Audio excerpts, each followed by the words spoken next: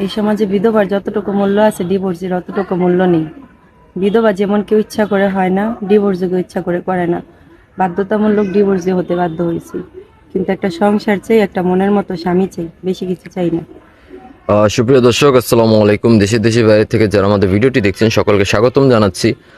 ক্যামেরার সামনে আমাদের একটি বোন দাঁড়িয়ে আছে, তার সাথে কথা বলবো, তার পরিচয়টা জানবো। আসসালামু আলাইকুম আপু। ওয়ালাইকুম আসসালাম। আপু কেমন আছেন? আলহামদুলিল্লাহ। আপু আপনার নাম?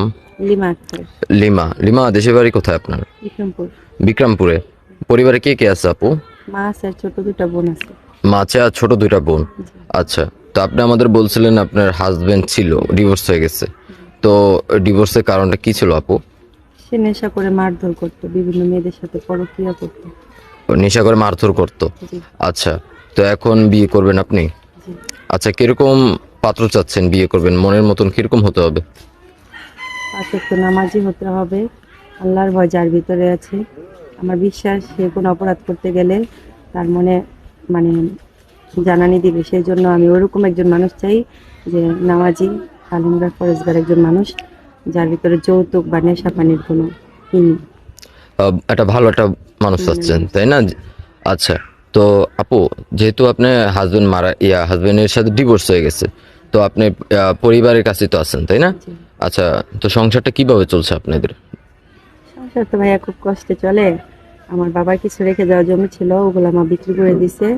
ওগুলা বিক্রি করে ব্যাংকে কিছু টাকা রাখছে, ওগুলা থেকে মাসে যা ইন্টারেস্ট আসে ওগুলা দিয়ে আমাদের সংসার কোনো রকম ভাবে চলে যায়। ওই টেনে টুনে সংসারটা চলছে। জি। আচ্ছা, আপনি কোনো কাজকর্ম করছেন না, যেহেতু সংসারটা একটু সচ্ছলভাবে চালানো যায়? হ্যাঁ, করেছিলাম তো আপনাদের অফিসে আসার কারণে চাকরিটা চলে গেছে। চাকরিটা ছেড়ে দিয়েছেন আপনি? জি।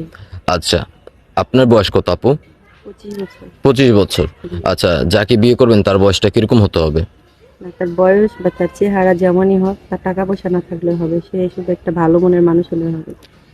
আমি আরেকটা কথা বলতে চাই ক্যামেরার সামনে দাঁড়িয়ে, যদি কোনো ভাইয়ের বউ মারা গিয়ে থাকে কিংবা বউ চলে গিয়ে থাকে কিংবা তার বউর সাথে বনিবনা হচ্ছে না, এরকম কোনো ভাইও যদি আমার দায়িত্ব নিতে চায় আমি রাজি আছি।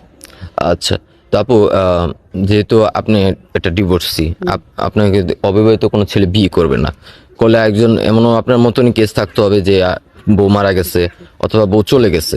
তো এরকম লোককে বিয়ে করবেন আপনি? জি, অবশ্যই। আচ্ছা, তার বাচ্চা কাচ্চা থাকলে মানিয়ে নিতে পারবেন? অবশ্যই। আপনার ওই ঘরে তো কোনো বাচ্চা কাচ্চা হয়নি না? আচ্ছা, তো আপু আপনার সাথে যোগাযোগ করবে কিভাবে? আপনাদের মাধ্যমে।